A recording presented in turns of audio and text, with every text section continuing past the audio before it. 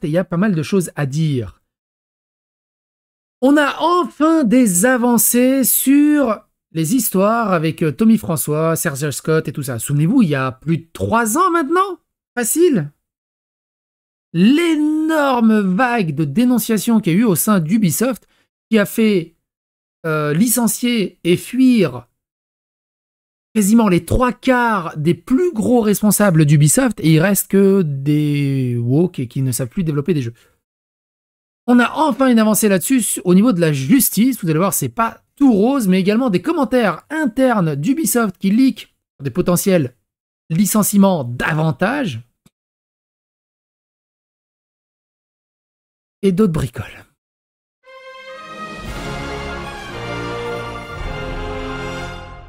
Attention, please. On n'en a pas parlé il y a 30 minutes. Oui, ça s'appelle une blague. C'est pour ça que c'est drôle, le décalage. Bref. Au moment où sort Assassin's Creed Shadow, il y a ce jeu qui sort. Et aussi un jeu de samouraï. Qu'est-ce qu'on a en ce moment? Oui, j'ai vu le drama de Nasdaq, mais il m'intéresse pas des masses. Regardez ça. C'est autre chose que Assassin's Creed Shadow. Pourquoi Assassin's Creed Shadow n'a pas un système de combat comme ça? Avec des patterns et tout.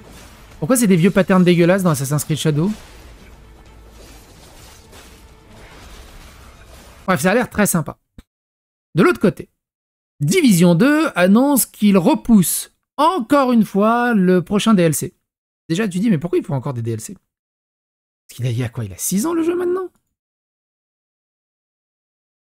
Endymion qui souligne une hypocrisie.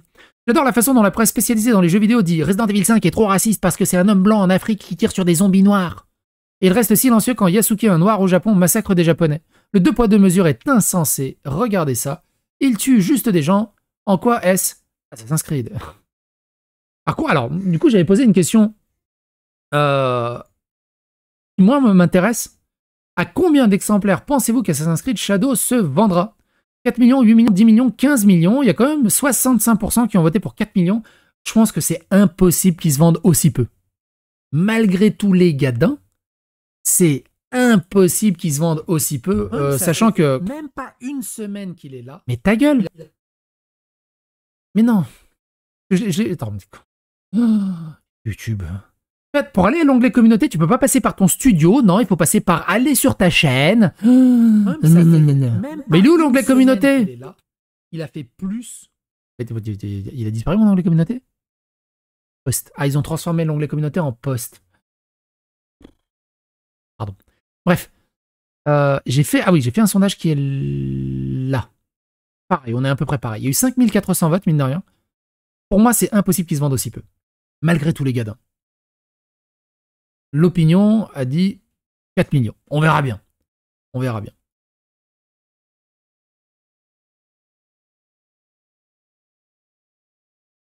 Autre chose qui est très intéressant. Regardez comment Ubisoft a relégué Yasuke dans le dernier trailer qui vient de sortir. Regardez, c'est Naoe au premier plan. C'est Naoe qui est iconisé. Encore Naoe. Encore Naoe qui a la dague d'assassin. Encore Naoe. Naoe qui fait tout. Ah, on a aperçu une ombre derrière Nobunaga. Mais pas trop, ils sont pas trop attardés. On voit pas Yasuke à droite, là, on l'aperçoit un petit peu là-bas. Là, on le voit, mais on le voit pas à côté de Nobunaga. On voit pas côte à côte avec Nobunaga. Vous savez, à cause parce qu'il a une armure ultra dorée qui est incroyable, et Nobunaga, qui est l'empereur, a une armure de palefrenier. On aperçoit Yasuke qui est à genoux en train de donner un sabre à un vieux japonais. On l'aperçoit vite fait en train de cigouiller des trucs, mais bon, on revient vite. On revient vite à Naoe, et on a l'impression dans le trailer que Yasuke, il est juste un personnage secondaire en fait. Bannière finale. Naoe en gros plan. Yasuke n'existe pas. Je vous rappelle que Yasuke, c'est le héros à la base. Hein. Il était en ultra gros plan partout. Naoe, c'était la personnage secondaire derrière. Ça a totalement switché. Totalement switché. Mais au point où ça a switché, là, ils en viennent à le nier, à le cancel. Ils le cancel, en fait. Il n'existe plus, Yasuke, dans les promos. C'est un truc de ouf. Donc, souvenez-vous, malheureusement, il y a eu un truc horrible. Il y a eu un avion qui s'est rentré dedans avec un hélicoptère aux États-Unis. Et Elon Musk prouve et trouve, et Donald Trump trouve, qu'ils ont embauché des gens avec des problèmes de motricité, des problèmes psychiatriques et tout ça pour atteindre les quotas du DEI et les quotas du wokisme. Littéralement Ubisoft dans tous les gros studios de jeux vidéo. Et ça a mené à un désastre malheureux. Mais Ubisoft qui n'assume plus Yasuke à ce point, c'est incroyable. Regardez ça, Yasuke qui tire des flèches sur des Japonais et qui va détruire des trucs sacrés dans des temples Shinto. Et si je dis pas de bêtises, dans les temples sacrés dans Assassin's Creed Mirage, il n'y avait rien de détruisible, je crois. Mais là, au Japon, on s'en caque. Par contre, les commerçants blancs portugais, on peut pas les taper. Oui. Est-ce que je peux le tuer? Non, il est pas japonais. Bon, la VF de Louis-San, on va pas en parler, on en a fait une vidéo dédiée. Et aussi, dernier truc, un truc rigolo en détail, c'est ça. Il y a eu des leaks sur le livre d'art, sur l'artbook de Assassin's Creed Shadow, et ils présentent des personnages non-binaires recrutables. On a aussi des personnages non-binaires recrutables. Ils sont indiqués comme Day, comme Yel dans le livre. C'est aberrant. Et aussi ceci, qui est assez intéressant. Il s'agit apparemment de l'ouverture du artbook divulgué d'Assassin's Creed Shadow. J'ai fait une petite analyse de cette introduction ridicule. Même ici, on sent que la demande de points, on a vérifié 3 fois. Dans l'artbook, ils expliquent, en gros, parce que ça dure 3 minutes 40 la vidéo, mais ils expliquent dans l'artbook que la factualité historique des recherches sur le Japon ont été faites par des experts, et ils ont même été doublement vérifiés, voire même triplement vérifiés. C'est textuellement dans l'artbook. Alors qu'en fait, je vous rappelle qu'en outre, oui, le personnage enfant a vécu avec un moine et le consultant, qui ont eu, et les consultants qu'ils ont eus est un expert en une seule chose, le viol d'enfant qu'elle appelle l'amour transgénérationnel entre moine et petit garçon. Bien sûr, ce dans quoi elle est réellement experte ne se retrouvera pas dans un jeu, mais c'est juste un parallèle intéressant. Et ça aussi, dernier truc en date, c'est sans fin, ça se mange sans fin. Dernier truc en date, c'est ça, qui m'a fait rire, donc toujours dans le artbook, on voit ça. Ubisoft fait de Yasuke un samouraï et lui donne une armure de Ronin, que les Ronin criminels porteraient. Donc il a une armure de Ronin criminel. Mais il est noir. Est-ce que Ubisoft ne veut pas faire passer un message? D'ailleurs, pourquoi c'est toujours les noirs? Pourquoi les noirs sont obligatoirement des dreadlocks? Mais bref. L'autre sujet. Alors ça, c'est massif comme sujet. C'est massif, ça a donné sur plus d'une quinzaine de vidéos, il y a plus de 3 ans, pour comprendre ce qui s'est passé et pourquoi Ubisoft a les mains moites et les fesses qui font du beurre. C'est aussi à cause de cette histoire. Entre autres. Vous pouvez partir de ici, c'était il y a 4 ans. Vous allez dans la playlist Ubisoft. Vous pouvez partir d'ici. Ubisoft, Tommy François, le récit de harcèlement et d'agression sexuelle. C'est parti d'ici. Et ça, vous pouvez dérouler jusqu'à celle-ci, je crois. Un ancien d'Ubisoft est accusé de toxicité et de tâtonnement d'employés. Je crois qu'il y avait des verres avec du sirop de cordum à l'intérieur et tout. Et après, ça a enchaîné sur Skull and Bones et tout ça. Et donc là, on est dans la suite, légèrement suite de cette affaire. Et on apprend ceci. Plus de 3 ans après les premières accusations de harcèlement sexuel et de morale visant les géants du jeu vidéo, le parquet de Bobigny a décidé de poursuivre 3 responsables du pôle édito. En 2020, Libération publiait une enquête dans laquelle des salariés d'Ubisoft dénonçaient des faits de harcèlement sexuel et moral. Parallèlement sur les réseaux sociaux, notamment X, d'autres prenaient la parole pour dénoncer des faits similaires. Après les plaintes de 2 victimes et une du syndicat solidaire informatique, une enquête a été ouverte et confiée à la police judiciaire de Paris. Les investigations avaient pu établir que 3 responsables du fleuron français du jeu vidéo étaient soupçonnés d'avoir fait régner une ambiance encourageant les propos et comportements dégradants et humiliants. À votre avis, pourquoi Ubisoft veut tellement se racheter une image en devenant le leader du DEI et du wokisme? C'est pour essayer de foutre ça derrière lui. Entre autres. Bon, du pinkwashing, exactement.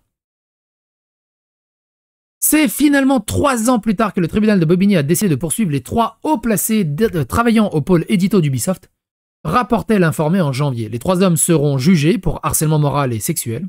Parmi eux, le directeur créatif monde du groupe Ubisoft, Serge Ascot, pour harcèlement sexuel envers plusieurs femmes de son service. Son bras droit, Tommy François, est également poursuivi pour harcèlement sexuel. L'homme est notamment accusé d'avoir ordonné à une collaboratrice en jupe de faire le poirier dans l'open space, ou encore de pratiquer régulièrement le chabit, ou de jouer à embrasser des collègues sur la bouche, par surprise.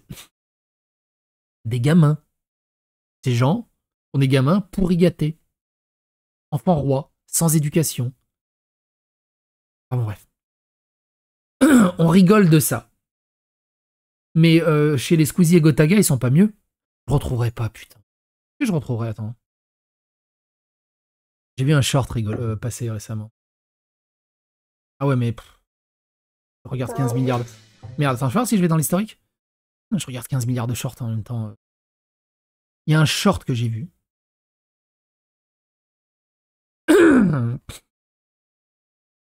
Qui m'a fait... what? Sur Gotaga. Et souvenez-vous... Bah non, souvenez-vous pas. Et là. Mais du coup, c'est quoi un très bon joueur sur Call of Duty? C'est pas compliqué à savoir. Mais non, ça on s'en fout, c'est pas grave. S'il réagit à sa carrière. Non, non, mais c'est pas ça. Mais non, ça me casse les boules. Non, aujourd'hui, hier. Je l'ai vu, c'était peu de temps avant ça. Attends, reviens. Juste pour vous montrer un truc. Au final, c'est pas que Ubisoft, hein. C'est les gens en général qui ont un problème, hein. Notamment dans les hautes sphères, entre guillemets. Ah, il est là, je crois. Là. Déjà, toi, tu ne peux plus dire que t'as jamais eu le contact d'un zizi sur ton visage. Ça, tu sais très bien que tu peux pas dire l'inverse. Qu'est-ce que tu racontes? T'essaies de créer des... Bah vas-y, dis l'inverse. Je jure à une manière, je n'ai jamais eu de zizi sur mon visage. Non, après on n'a pas demandé si t'étais éveillé ou endormi, c'est tout. Moi je sais qu'il y a déjà eu un contact. Mais qu'est-ce que tu racontes? T'es pas au courant la GH Millennium? T'ont jamais dit? T'ont jamais avoué? Mute le stream, on parle. Ah non, mais vas-y, non, mais vas-y. T'as mute là? Non, ouais, j'ai mute. T'as pas mute. Je veux pas annoncer ça devant tout le monde. Non, attends. Parce que je pensais que tu savais. Non, je peux pas balance la personne qui a fait ça. Ah ouais, t'es vraiment sérieux en plus? Les gens connaissent l'histoire maintenant, qu'est-ce que je... Ça y est, c'est mort, on est parti trop loin maintenant. Et je peux même te dire que c'était un joueur code, voilà. Bon bref, je vais pas vous passer toute l'histoire, mais grosso merdo, pendant qu'il dormait, quelqu'un lui a déposé une bite sur son visage. Ou ça, hein, souvenez-vous, il y avait ça aussi. On en avait fait une vidéo dédiée. Quelqu'un que tu connais a déjà fait caca dans un lavabo au GP, sans que Squeezie, bien sûr, soit au courant. Quelqu'un a chié dans un lavabo d'un hôtel de luxe. Mais non, mais les gars, mais vous êtes intenables. Ça vous fait rire, ça? Bah, moi, ça me fait... Ils sont sympas, hein, ces potes. Hein. Ils sont sympas à la haute sphère. Hein. Après, tu dis, oh bah non. Quelle éducation, quel exemple. Ils sont super contents, c'est trop drôle. Wouhou! Bah, ils s'amusent, ils sont jeunes et tout. Toutes ces sphères sont tous hyper toxiques, mais de façade, devant les caméras, c'est des beaux gosses bien mariés et tout le bazar, c'est insupportable. Bref, revenons à Ubisoft, c'est un peu la même vibe. Guillaume Patrux, game director, est lui poursuivi pour harcèlement moral, notamment pour avoir menacé une collaboratrice de la tuer ou avoir approché un briquet de la barbe d'un collègue. Selon le syndicat solidaire informatique, leur procès se déroulera en mars 2025, soit 5 ans après la mise en lumière des faits. La plainte du syndicat solidaire informatique qui s'est constitué partie civile visait aussi la direction du groupe Ubisoft afin de faire reconnaître le caractère systémique d'une culture d'entreprise toxique. Mais le parquet de Bobigny individualise et ignore le caractère systémique de l'affaire. Il ne met pas en question la logique ayant alors lieu dans l'entreprise qui vise à protéger les harceleurs plutôt que leurs victimes pour des raisons d'entre-soi masculin et de rentabilité financière, explique le syndicat solidaire informatique. Écoutez ça, ça c'est très intéressant. Un mail interne d'Ubisoft divulgué montre que les hauts dirigeants de l'entreprise tentent d'expliquer les récentes fermetures des studios et les licenciements aux employés restants. Ubisoft, autrefois un géant vénéré de l'industrie du jeu vidéo, se retrouve aux prises avec une vague sans précédent de fermetures de studios et de licenciements massifs. Le dernier coup dur en date est venu avec la fermeture d'Ubisoft Limited et le licenciement de 185 employés dans divers bureaux européens. Pour comprendre la gravité de ces changements, il faut se baser sur un courriel interne diffusé par les employés d'Ubisoft qui met en lumière la situation désastreuse de l'entreprise et la raison d'être dans ces mesures drastiques. Les commentateurs de jeux Smash GT et Endymion ont fourni ce courriel et les informations exclusives qu'il contient.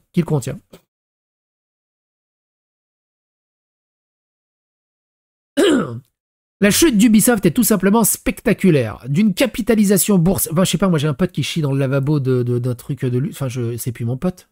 Je le cancel de pas. Enfin, dégage. Enfin, ou un mec qui te met une bifle sur le... Dégage. C'était drôle, ok.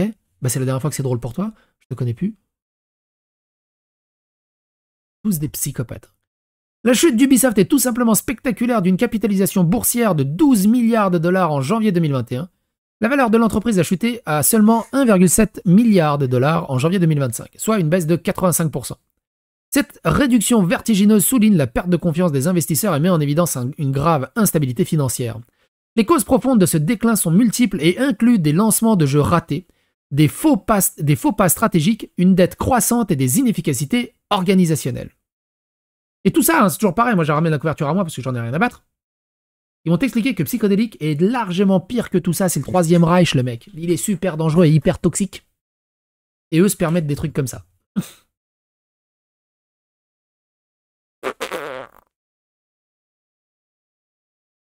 Qu'est-ce que tu veux faire?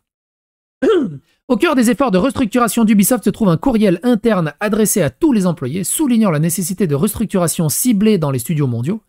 Le courriel commence par reconnaître les défis importants rencontrés au cours de l'année écoulée et salue la résilience et l'engagement de l'équipe d'Ubisoft. Cependant, il évoque rapidement la dure réalité selon laquelle des décisions difficiles doivent être prises pour assurer la stabilité à long terme de l'entreprise et son succès futur. Le courriel détaille la restructuration du studio de Stockholm qui affecte une vingtaine de postes. Il souligne l'importance de créer un environnement propice à l'épanouissement des projets futurs, malgré les répercussions douloureuses sur les collègues et les amis.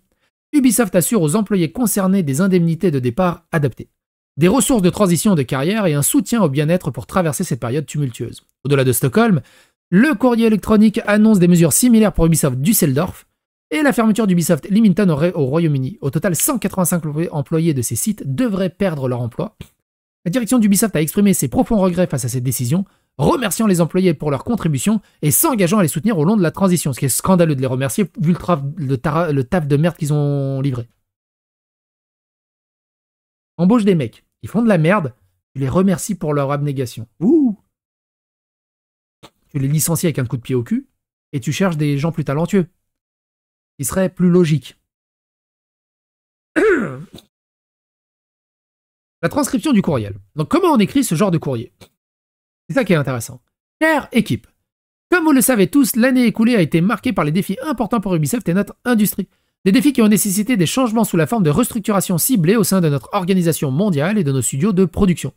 Ensemble, sauf vous, ensemble, nous avons traversé cette période d'incertitude avec résilience et un engagement indéfectible pour proposer des jeux exceptionnels et stimuler l'innovation.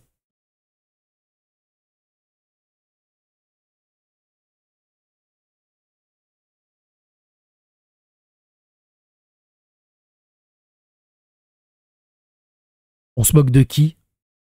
Je veux dire, là c'est un courrier interne, c'est pas un courrier public qui est normalement voué à être lu publiquement et qui utilise des éléments de langage pour le public, pour le journaliste public et pour du bullshit public.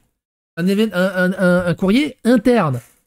Ça veut dire que lui, dans sa tête, il croit vraiment que les 20 dernières productions d'Ubisoft, allez, on va prendre 20 avant d'aller plus loin, ont proposé des jeux exceptionnels et ont stimulé l'innovation. C'est quand la dernière fois qu'il y a eu un jeu exceptionnel et un jeu innovant au sein d'Ubisoft? Sérieusement.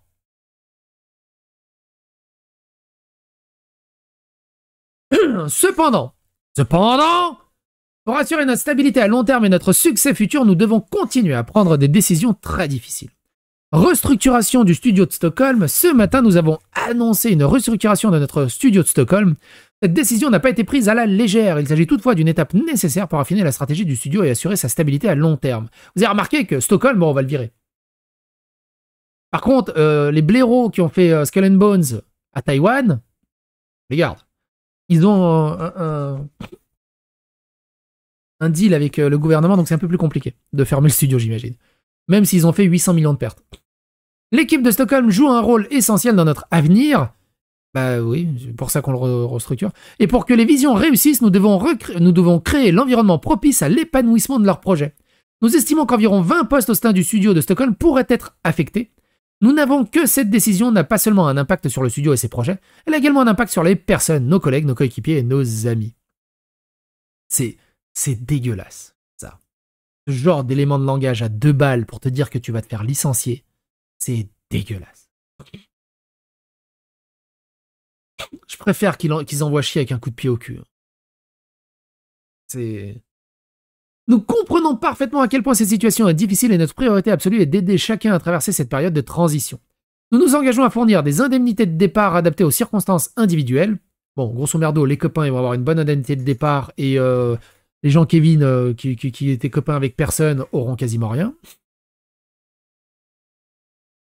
Des ressources de transition de carrière par l'intermédiaire d'un partenaire externe pour aider les membres de l'équipe concernée à explorer de nouvelles opportunités. Un soutien au bien-être pour fournir des conseils émotionnels et professionnels pendant cette période. En plus de la restructuration annoncée à Stockholm, des efforts similaires ont également été partagés aujourd'hui au sein de la zone 4. Je ne sais pas ce que c'est la zone 4. En Allemagne, Ubisoft Düsseldorf a annoncé la suppression de 65 postes. Au Royaume-Uni, le site d'Ubisoft Leamington va fermer et une centaine de postes pourraient être supprimés au sein d'Ubisoft Leamington et d'Ubisoft Reflection. On parle de 200 personnes. Hein. Une mise à jour globale sur ce sujet sera disponible via l'article sur Agora qui sera publié vers midi. Allez de l'avant. Alors que nous avançons après la nouvelle d'aujourd'hui, je tiens à vous remercier tous. Votre résilience, votre créativité et votre passion. C'est quand la dernière fois que vous avez vu un jeu Ubisoft avec de la passion à l'intérieur? Sont ce qui rend notre zone extraordinaire. Alors que nous traversions cette transition, continuons à nous soutenir les uns les autres et à rester concentrés sur le chemin à suivre. Ensemble, je suis convaincu que nous en sortirons plus forts, prêts à concrétiser les ambitions audacieuses que nous avons construites. Si vous avez des questions ou des préoccupations, n'hésitez pas à contacter votre responsable, les RH ou moi-même directement. C'est un truc de dingue. Après, c'est une redite de ce qu'on sait déjà et de ce qu'on avait déjà traité. Quoi qu'il en soit, j'ai vraiment hâte d'en savoir plus sur Assassin's Creed Shadow.